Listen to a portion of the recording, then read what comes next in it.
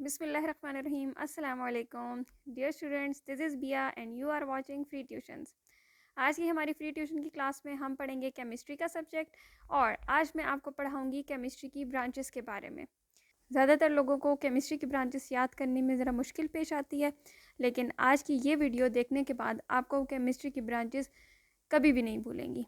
ठीक है, तो आइए विदाउट वेस्टिंग ऑफ टाइम चलिए चलते हैं अपनी वीडियो की जानिब। जी स्टूडेंट्स, मैंने आपको बताया था कि केमिस्ट्री में हम किससे रिलेटेड बात करते हैं, मैटर से। ठीक है, मैटर के हवाले से उसकी जितनी भी स्टडी है वो हम केमिस्ट्री में करते हैं, लेकिन चूँकि केमिस्ट्री एक बहुत ही फैला हुआ सब्जेक्ट है, ठीक है, तो इसलिए उसको आसानी से स्टडी करने के लिए उसको डिफरेंट ब्रांचेस में डिवाइड कर दिया गया है। ठीक है, तो मतलब जैसे कि मैटर की अगर फ़िज़िकल प्रॉपर्टीज़ हैं, केमिकल हैं, उसके रिएक्शंस हैं, उसकी बनावट है, कंपोजिशन, सब कुछ स्ट्रक्चर वगैरह हम एक ही जगह पे नहीं देख सकते, नहीं पढ़ सकते, इसलिए डिफरेंट ब्रांचेस बना दी गई हैं।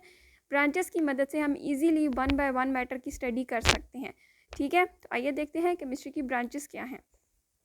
तो आपको सबसे पहले अब गौर करना है इनके नेम्स पे। ठीक है, समटाइम्स ऐसे होता है ना कि जो डेफिनेशन होती है उसकी हेडिंग में, उसके नेम में ही उसकी पूरी डेफिनेशन छुपी हुई होती है। जब आप इनके नेम गौर से याद कर लेंगे, सुन लेंगे, तो आपको इसकी डेफिनेशन भी आसानी से याद हो जाएगी। तो पहली ब्रांच हमारे पास आ जाती है फ़िज़िकल केमिस्ट्री की। अब इस वर्ड को देखें, फ़िज़िकल। फ़िज़िकल का मतलब यही होता है ना, जो चीज़ हम एक आसानी से हम जिसको देख सकते हैं, जिसकी कोई फ़िज़िकल अपीयरेंस हो। फ़िज़िकल केमिस्ट्री में हम पढ़ते हैं मैटर की फ़िज़िकल प्रॉपर्टीज़ के बारे में। ठीक है, फ़िज़िकल प्रॉपर्टीज़ कौन सी आ जाती हैं, जैसे मेल्टिंग पॉइंट, बॉइलिंग पॉइंट, उसका कंपोजिशन वगैरह, उसका मतलब वो किन किन चीज़ों से मिल के बना है वो मैटर, ये सब कुछ हम किस में स्टडी करते हैं, फ़िज़िकल केमिस्ट्री में।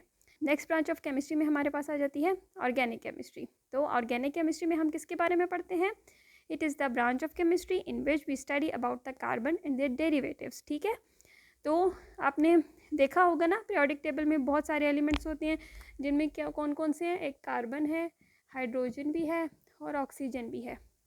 ठीक है, तो जितने भी कंपाउंड्स हैं जो कि जिनमें कार्बन मौजूद होता है, हाइड्रोजन और ऑक्सीजन, नाइट्रोजन, ये चीज़ें, ठीक है, ये वाले जो कंपाउंड्स होते हैं, इन सबको हम किधर स्टडी करते हैं, ऑर्गेनिक केमिस्ट्री में। और इसी तरह नेक्स्ट ब्रांच हमारे पास आ जाती है इनऑर्गेनिक केमिस्ट्री। अब ऑर्गेनिक केमिस्ट्री में हमने क्या पढ़ा, कार्बन एंड इट्स डेरिवेटिव्स की है। ठीक है, तो इनऑर्गेनिक ज़रा सा इसका उल्टा आ जाता है, तो कार्बन और उसके डेरिवेटिव्स जितने भी हैं उनको छोड़ के बाकी जितने एलिमेंट्स बच जाते हैं वो हम किधर स्टडी करते हैं, इनऑर्गेनिक केमिस्ट्री में। तो नेक्स्ट ब्रांच हमारे पास आ जाती है स्टूडेंट्स इन्वायरमेंटल केमिस्ट्री। अब इस वर्ड को देखें, इन्वायरमेंटल से ही शो होता है कि ये माहौल के बारे में है। ठीक है, अब हमारे माहौल में बहुत सारी चीज़ें पाई जाती हैं ना, हम इंसान हैं और हमारे इर्द गिर्द जितनी भी चीज़ें पाई जाती हैं, इन्वायरमेंटल केमिस्ट्री में हम अपना और इस माहौल का रिलेशन चेक करते हैं। ठीक है, मतलब हम इस माहौल को क्या फ़ायदे दे रहे हैं, क्या नुकसान दे रहे हैं, फ़ायदे तो कम ही दे रहे हैं, ज़्यादा नुकसान ही दे रहे हैं, तो हम ये सब कुछ किधर स्टडी करते हैं, इन्वायरमेंटल केमिस्ट्री पे। और इन्वायरमेंट का फिर इंसानों पे क्या असर हो रहा होता है, ये सब की सब स्टडी आ जाती है इन्वायरमेंटल केमिस्ट्री में। तो नेक्स्ट ब्रांच हमारे पास इसके बाद आ जाती है एनालिटिकल केमिस्ट्री। अब इस वर्ड को देखें, एनालिटिकल मीन्स एनालाइज करना, किसी भी चीज़ को गौर से एनालाइज करना कि इसकी कंपोजिशन क्या है, इसमें क्या चीज़ कितनी पड़ी है, क्वालिटी क्या है, इसकी क्वांटिटी क्या है। तो ये बेसिकली एनालिटिकल केमिस्ट्री क्या है, क्वालिटेटिव एंड क्वांटिटेटिव एनालिसिस है किसी भी सब्सटेंस का, किसका, यानी कि मैटर का। ठीक है, तो मैटर किन चीज़ों से बना है, उसमें क्या कंपोजिशन है, उसकी क्वालिटी क्या है, उसकी क्वांटिटी क्या है, वो सब हम पढ़ते हैं एनालिटिकल केमिस्ट्री में। नेक्स्ट हमारे पास ब्रांच आ जाती है बायोकेमिस्ट्री की। Bio means life and chemistry means chemical reaction, यानी कि ये जितने भी केमिस्ट्री में केमिकल रिएक्शंस हो रहे हैं, इनका इंसानी ज़िंदगी पर क्या असर हो रहा है, तो इनका रिलेशन देखने के लिए हम क्या स्टडी करते हैं, बायोकेमिस्ट्री। ठीक है, तो इसके बाद नेक्स्ट ब्रांच हमारे पास आ जाती है इंडस्ट्रियल केमिस्ट्री। इंडस्ट्रियल केमिस्ट्री, इसके नेम पे गौर करें, इंडस्ट्रीज़ के हवाले से बात हो रही है। कोई चीज़ हम कोई भी रिएक्शन हम कर रहे होते हैं, या कोई भी हम ऐसा फार्मूला यूज़ करके कोई चीज़ बना रहे होते हैं, तो वो हम लैब में बना रहे होते हैं ना।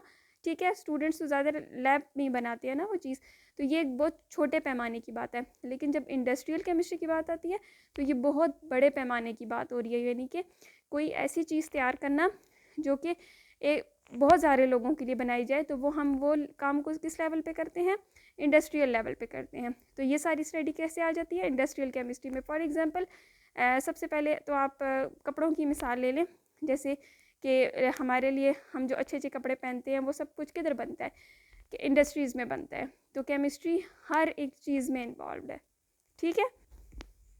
ये हमारे पास last branch of chemistry nuclear chemistry, ठीक है। तो इसके नेम से इंडिकेटेड है कि ये न्यूक्लियस के बारे में बात हो रही है, ठीक है। जो जितने भी न्यूक्लियर रिएक्शंस हैं वो हम किधर स्टडी करते हैं, न्यूक्लियर केमिस्ट्री में।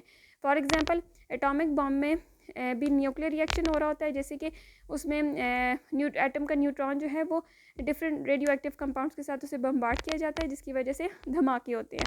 तो जितने भी न्यूक्लियर रिएक्शंस हैं, ठीक है, उनको हम किधर स्टडी करते हैं, न्यूक्लियर केमिस्ट्री में। जी तो स्टूडेंट्स ये थी आज की वीडियो। आई होप आपको पसंद आई होगी। तो लाइक एंड सब्सक्राइब करना मत भूलिएगा। और आपका कोई भी क्वेश्चन है, कोई प्रॉब्लम है, तो प्लीज़ अपना टॉपिक कमेंट सेक्शन में कमेंट ज़रूर करें, ताकि मैं जल्द से जल्द उस पर वीडियो बना के अपलोड करूं। अपना बहुत ख्याल रखिएगा। तब तक के लिए अल्लाह हाफिज़।